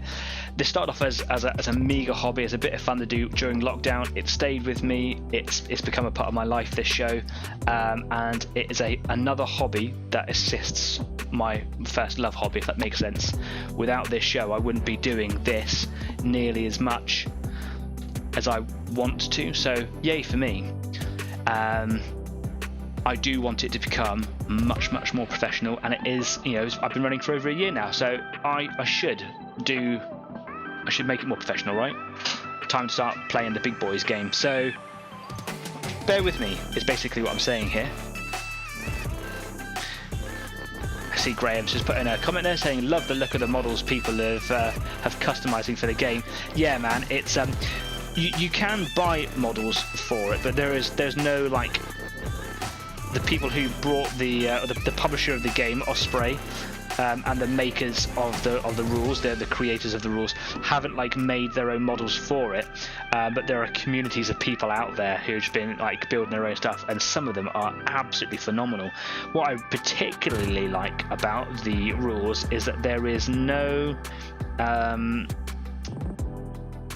no set scale. You can play whatever scale you want. There's obviously the common scales where you'll find 28mm or 15mm, and in the back of the book, at least in the original book, I don't know if it's in Refueled, which is like an update, an expansion if you will, they actually have all the percentages for photocopying all the templates and things, because the game is not played with tape measures but with templates like X-Wing. so that you can like basically type in what percentage you want them to come out so that you can play with smaller scale games, we play with larger scale games. Me and my friends, we play with the standard Hot Wheels cars, which scale up to around about 1/64 scale, and it's quite a unique size because Hot Wheels isn't a model, they just kind of do what they want, which is fine. But if you want to play with 28mm cars, because maybe you have like 28mm terrain and you just like bigger cars, then you can play it if you want to. Brilliant, right? Absolutely fantastic. I love it. And there are some people who do actually go up and play in 1/35th, which is the same scale as this tank that I'm painting now, which just must be bonkers, man.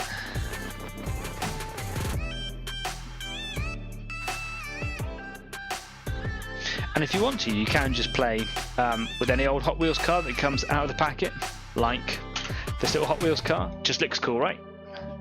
But if you want to, here was my first one that I ever built. They're still kind of a work in progress because I put a ram on the front. This is just one I just played with some chipping and rust effects on it very quickly. Just took the windows out and stuck some mesh in there. Made a little ram with some barbed wire with my own special design of barbed wire. My own little recipe to make really realistic looking barbed wire. And some bits of plastic and cocktail stick or whatever. This is my first ever one. Loved it. So you can, yeah, you don't have to make them, you can just play them straight out of the packet if you want to, who cares. We've had so much fun playing that game, it's just ridiculous and ludicrous. But we're playing it quite a lot lately, so I think we as a group of friends are kind of upping our game and putting a bit of effort into, building up our own teams and cars and stuff now. I'm playing with this wood effect, and I just much prefer the Agrax over the Seraphim. It's come out really well. Wonderful. Right. Wash my brush out. Make sure I've cleaned my airbrush. I just don't know if I've done a good enough job on it. I have. Fantastic. I need to get some silver paint, and I didn't have that ready. Where is my box of paints? Here it is. Rule number 1 on a show: be prepared. I was not prepared there. Okay, cool. Easy to find though. Chainmail silver. It's a good silver.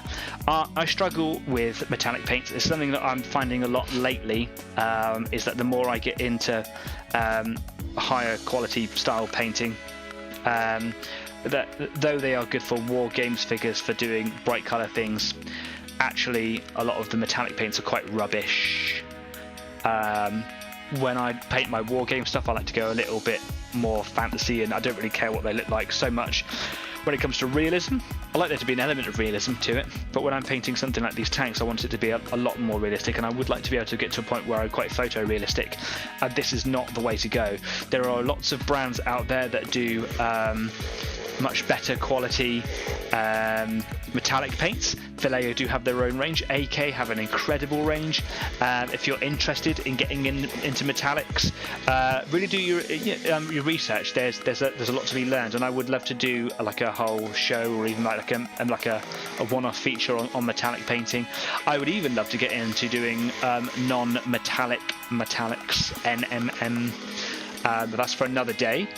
Luke, the gentleman who has done our Discord server for us, we have got some projects coming up in the nearest future, just probably into the new year, where we want to do some sort of workshops where we'll just kind of run the show as normal.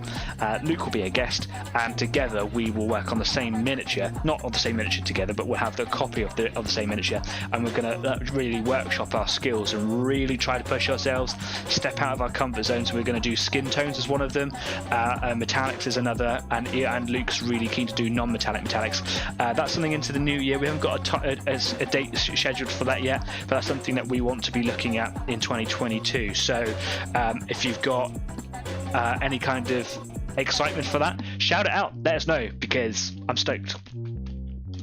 It's nice to do something at the same time as someone. I know that I'm painting stuff, you're painting stuff, that's the whole point of the show, but to do the same model, like that's cool.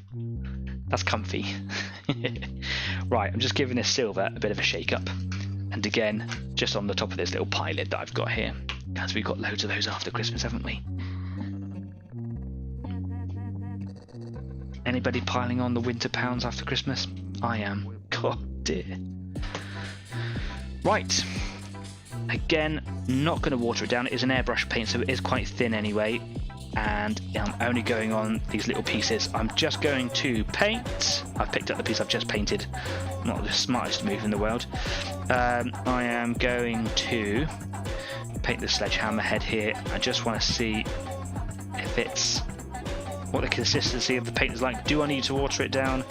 Is it too runny? It's been a while since I've used this particular paint. Is the colour right? Am I going to have to stain it, wash it? I think I should wash it.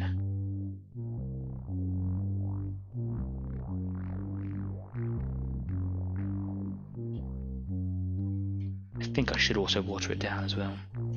Maybe not for dry brushing. But too late now. I'm already involved.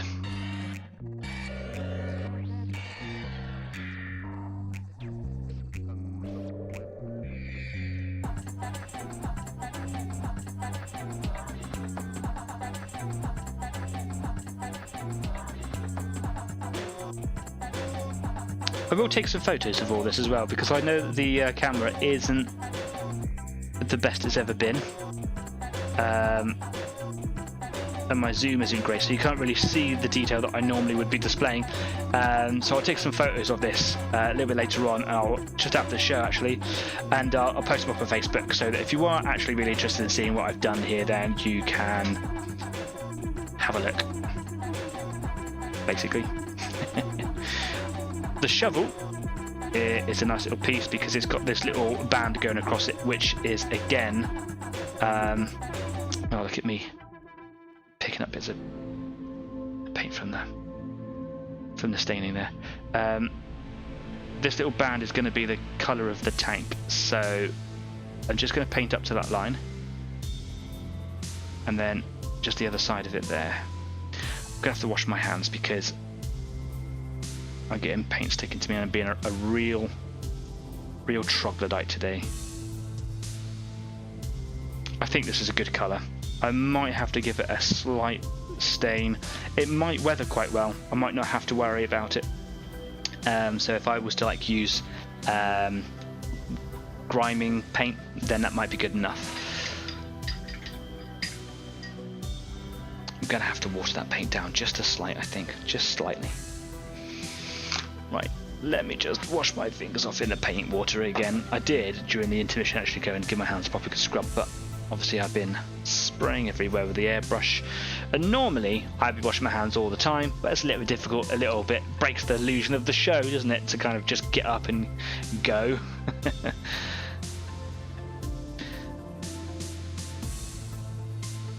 This is maybe the calling that I need to get myself a decent pair of detailed tweezers, just so I can hold things.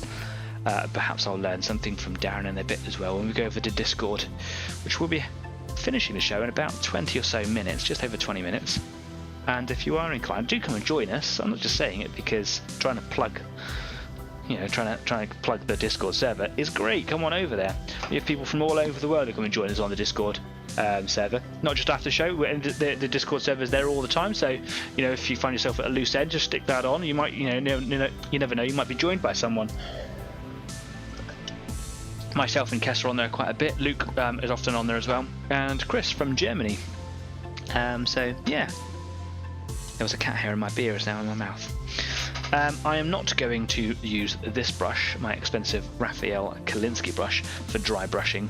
Actually, my decent dry brushes are in the cupboard away somewhere, so I'm going to use this brush. This is the brush that I use for cleaning my airbrush and mixing things. It's a bit raggedy, so it doesn't really matter if it gets a little bit rubbishified from dry brushing. So I'm just going to stick a load of it on the brush there, wipe it all off. Now, even though it's a bit of a rubbishy brush, the bristles are still, even though they're kind of splayed, they are still quite stiff and still quite directional. I don't know if that's the right way of describing it. So this might not be the best dry brush to use. So only one way to find out, and that's to give it a quick go. So I'm going to get these bolt cutters. I think these are probably a good place to start. And I'm just going to give them a gentle go with the silver, and actually it's coming up really well. I think there's a possibility of being too light with the dry brushing and actually having it too black.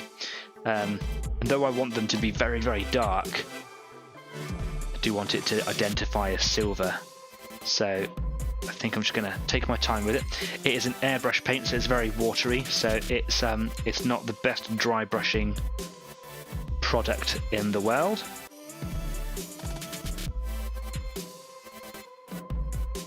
But actually, when you see a photograph of that later on, that's come up really well. That, I know, on the screen just looks like a little bit of black stuff, but that's actually come up really well. I'm actually really happy with that, which is nice because I've had my demoralizings with this tank. Okay, I'm just going to work my way through all of these tool pieces. I'm just going to do as much as I can without having to wipe most of the paint off with my fingertips or something.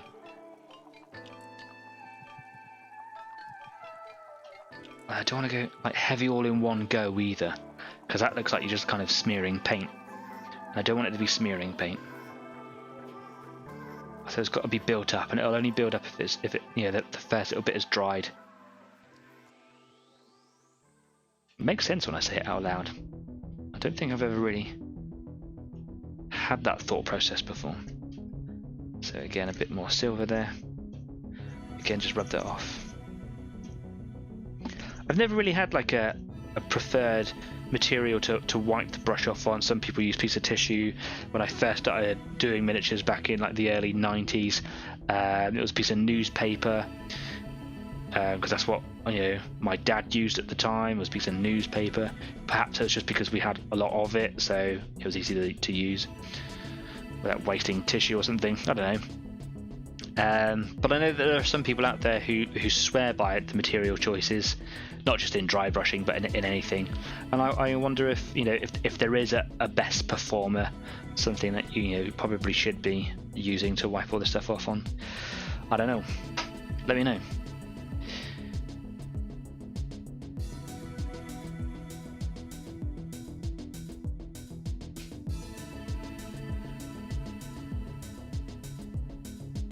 Some of these tools as well might have like parts on them that are more worn than other areas. So if I'm doing a piece and I think, oh, actually that could probably benefit from more silver to make it stand out, then I will focus efforts on that particular piece. This has come to mind because the piece that I'm painting right now is the crank for hand starting the engine. It wasn't the only way to start the engine, as far as I'm aware. That they did have like a normal transmission. Is it transmission? Is that the right term? Start motor. Like a button to start it, I think, but this was a way of doing it by hand if that way wasn't working. And it might have like worn parts on it, perhaps, where like it gets inserted into something or is going around inside. It's looking quite gunmetal-y. That's quite nice. It needs more play. It needs to be gone on more. I've got these little efforts here. Now these I'm going to be quite heavy with, almost to the point where they look like they've been painted, but I feel like I want to give it a go, just building it up with dry brush so that they still maintain darkness, and as I dry brush them, the edges become silvered again because of wear. I want them to look like they're blackened steel.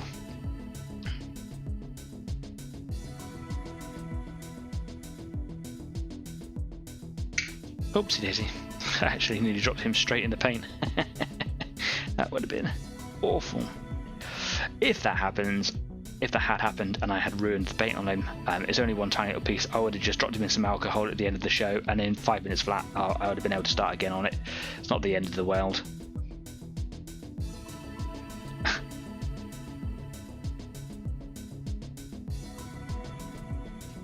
Of course, that's not like just any old alcohol. It's not like the beer that's sat beside me. That's like isopropyl alcohol. Since I've started using it, it's definitely the wonder chemical for stripping miniatures. I'm always interested in the perfect chemical for it, and I've always heard that alcohol was a really good one to use for stripping minis and paints on any on any material, be it plastic, resin, or metal, and those rumours were true. It's fantastic.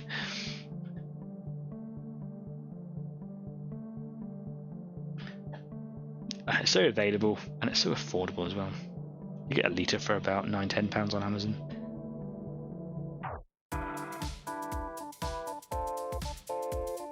This has come up really, really well, and I wish I had the camera set up brilliantly to display it.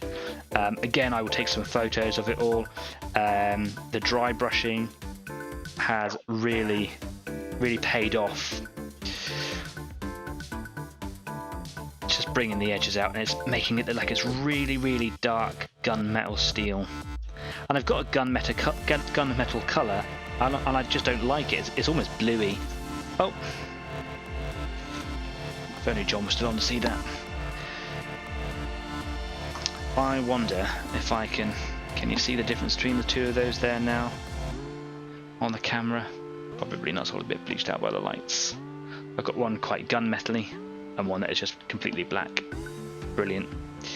Really, really good. I am going to carry on doing these while I'm on Discord this evening, because it's just nice to have progress, like I was saying earlier on. I've had so much of a fight with this model. It's been an enjoyable fight, but it has just gone on for so long. It's nice to actually feel like I'm making progress. Yay for me.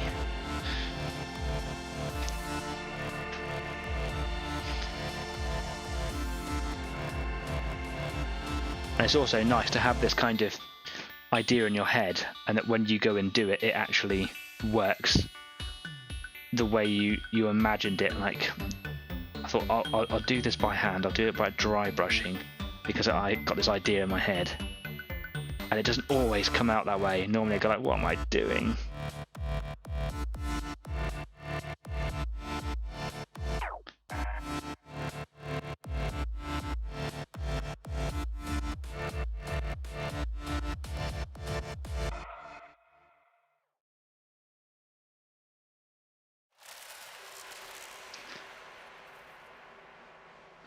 I wonder if the dry brushing is coming out so smooth because maybe it's the brush, but maybe it's because there's very little texture to the surface, the flat surface.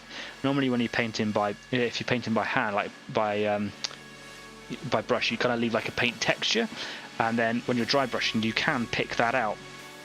And these have gone so smooth with primer and airbrushing that it's I don't know.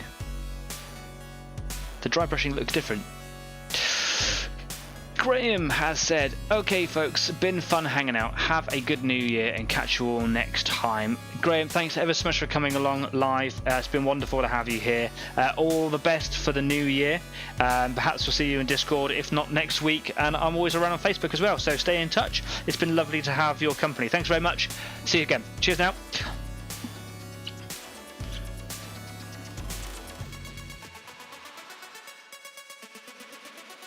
That's really good. It's nice when it works, isn't it? It's nice when it works. Brilliant. Okay. I'll do the fire extinguisher. Now, I think the fire extinguisher probably would have been painted a particular colour, maybe. Like it would have had its own colour. Maybe it would have been painted red. It would have been on the outside of the tank, so I can't see that being the case. And I can't recall ever seeing a fire extinguisher, though I probably have seen it. Like if I went to the tank museum, they probably were there. I just don't remember them. So I'm just going to paint it brushed steel, the same as I'm doing everything else, because it all kind of looks nice. And I don't want to kind of get lost in doing more research that I don't get the model finished. You know what I mean? Like it's all very well me saying all these things and kind of going off and looking at more books and pictures on Google and stuff, but I'm not while I'm off doing all that, I'm not getting it done, do you know? So yeah.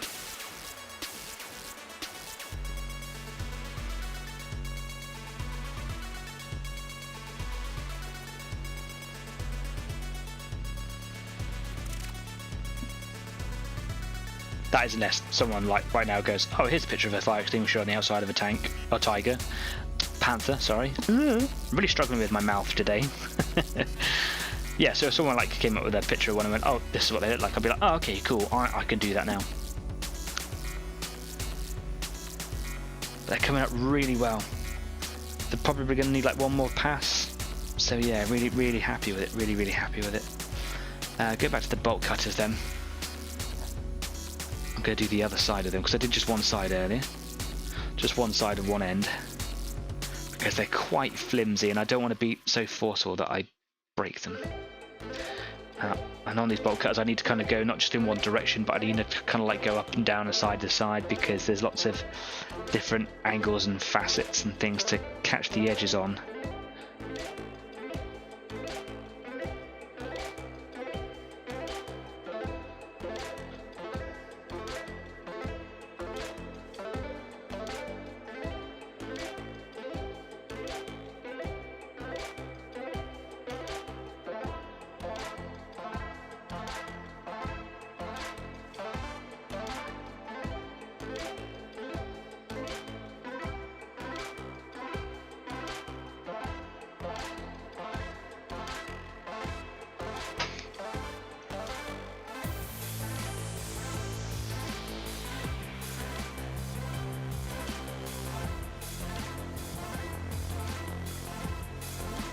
Lovely. It's really nice. Well done, Danny.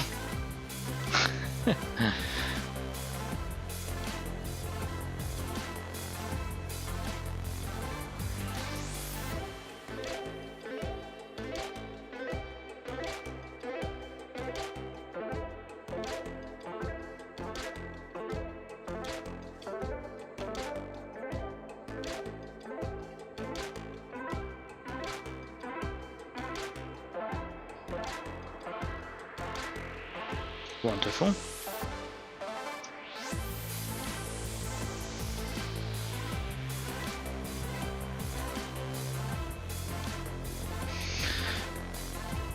think I'm out of paint there.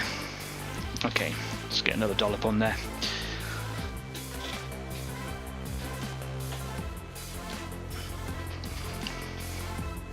It's another drop of paint. There we go.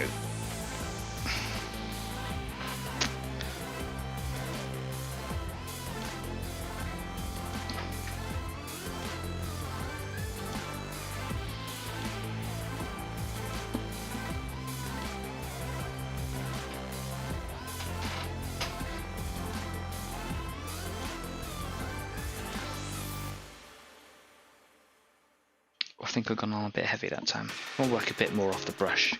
Like I was saying earlier, I don't want to like go on too heavy all in one go. I want it built up over a period of time. I'd rather it take like an hour just to do these tiny pieces for this one particular colour. And it be built up and look weathered. Essentially that's what I'm doing, isn't it? As I'm weathering these pieces. And like I was saying when I was showing off Graham's Dreadnought, is I really like weathering. It's the point where you're adding realism.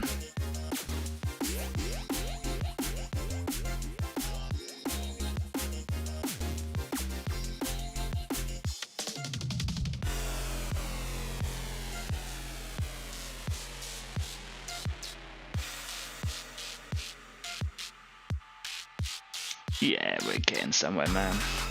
I'm going to go back to the bolt cutters now that I've got a bit more paint here. I'm going to do the handles of them, make them stand out a bit more.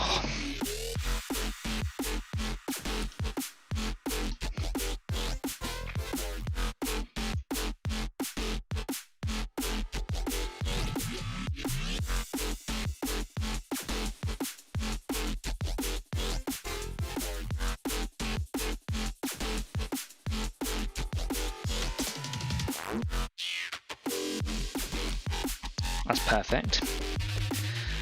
Back to the old fire extinguisher.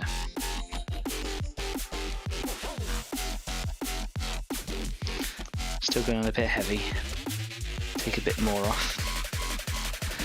If I was to wash the brush out now, there'll still be like a slight bit of moisture in the bristles, and I wouldn't be able to get rid of that without drying the brush out completely, and that would be very difficult to do. So there's like a desire to want to wash the brush out, because that's what a good person should do, but I'm really trying to restrain myself because it would just ruin everything. And it's all going so well tonight, from the airbrush working well to the effects of this. It's all going very, very well, so you know, don't upset the balance.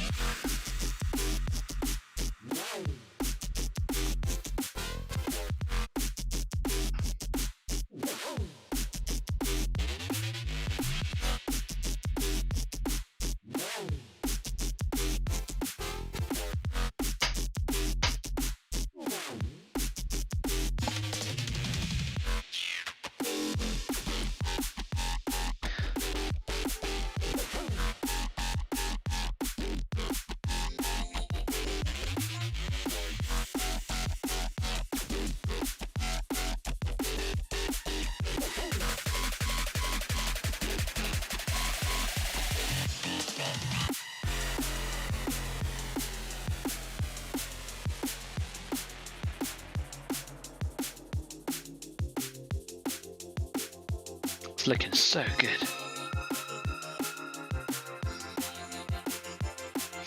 Loving it. They're pretty much done, those little tank track clip holdy things. Whatever they're called. Okay.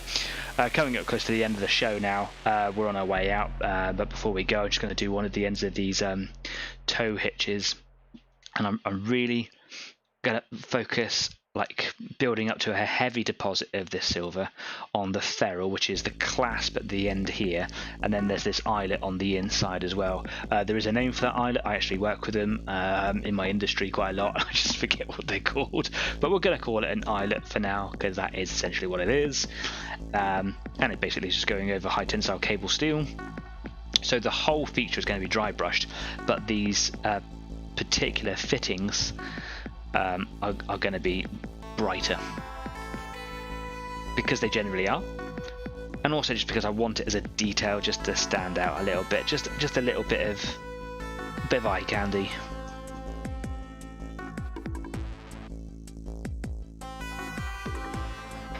Bit too heavy there.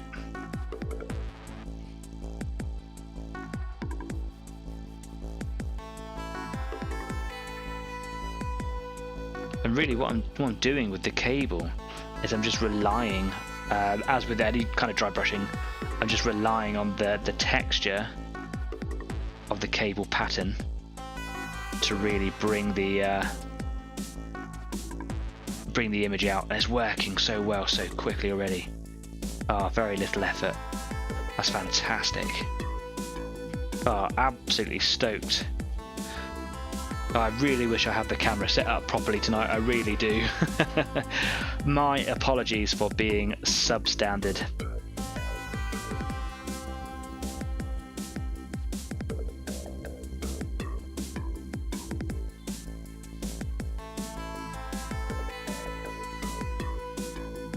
I wonder if I can get a better zoom in on here. I know that all the contrasts and colours, the brightness levels and stuff aren't right, but if I zoom in,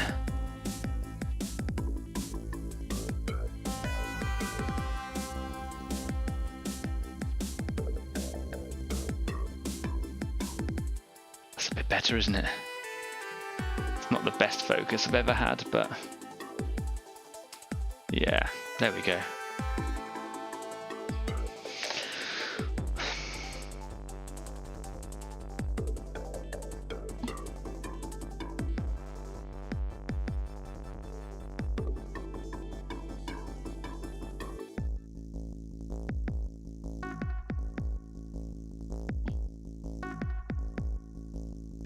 Can see there's a little molded injection point just there, like this coming up on the picture here is like a little black dot. That's the side that I'm going to be facing down. So this side I'm going to be putting a little bit more effort into my efforts, a little bit more attention into my efforts, a bit more effort into my attention, you know what I mean.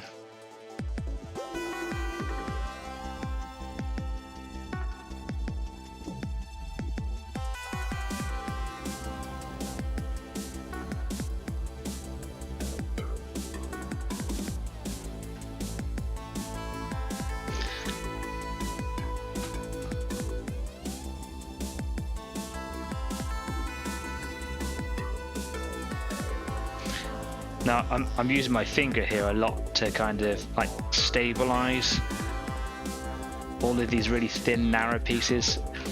They're quite easy to break. These particular pieces here are very flexible, so as I'm doing it, they're kind of just flexing around all over the place, and I can't get any kind of paintwork done there at all. But as I'm doing that, I'm deliberately dry brushing onto my finger as a part of that kind of technique. It's so important that I don't go and handle any of my models, because I'm just going to have, even when the paint's really dry, I'm just going to have silver paint flecks all over my digits. I need to go and really wash my hands before I do anything. So just, you know, bear that in mind as well. If you're new to this whole dry brushing thing, or you're having a good old go with silvers, silver is such a crawler as well. It's so noticeable. It'll just stand right out, so you get the tiniest little fleck on my camo work or anything. I'm toast there, really.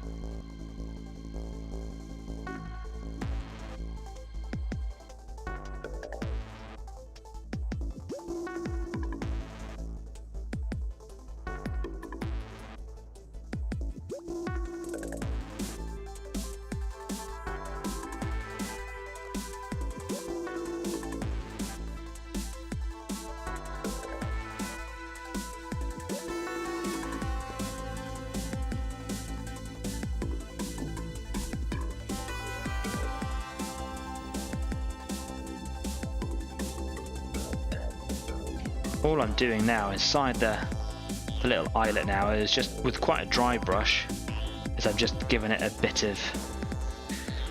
of welly, because when this is attached to like the tow hitch on the back of the tank, or on the bolts on the front, so kind of towing things and pulling things around, there's going to be a lot of wear in there. So any kind of tarnishing or weathering is going to be kind of worn away, and the bright steel exposed. So I want it to be really quite silver in there.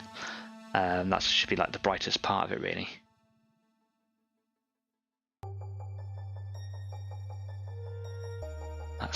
That's really all that needs to go into this.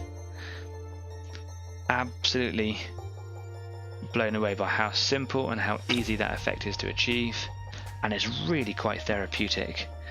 Wonderful. Anyway, look, we are at the end of this evening's show, so it's time to kind of come away from here. Slow going. I've had a bad setup with the camera, so you've not really been able to, you know, look at what I've been doing, follow along so well, but it's been great to have your company this evening, and it's just really nice to have, you know, people here at the end of the year as well. Like, I didn't expect, like last week, to have anyone on really at all, knowing that people have got their lives doing things, visiting family at this time of year, but it's just nice to, you know, run the show and carry on with the hobby. So thank you ever so much for coming along. It's been a really good turnout. We lost a few people before the end, but that's fine. You know, we've had a really good show for the live view, so thanks so much for coming along and making it what it always is for me, really, really good and enjoyable. Thanks very much.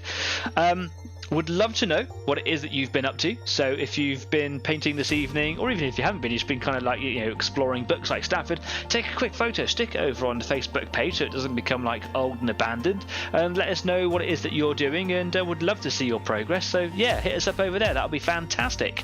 Yeah, and that's it from me. Once again, I apologise for the substandard studio. I'm working my way up. I'm getting better and better. So yeah, until next time, you guys stay safe, be kind, and keep on painting. And I will see you guys next year.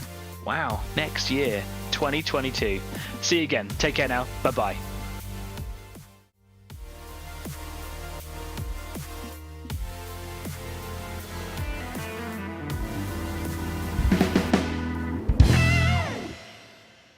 Such a creaky chair.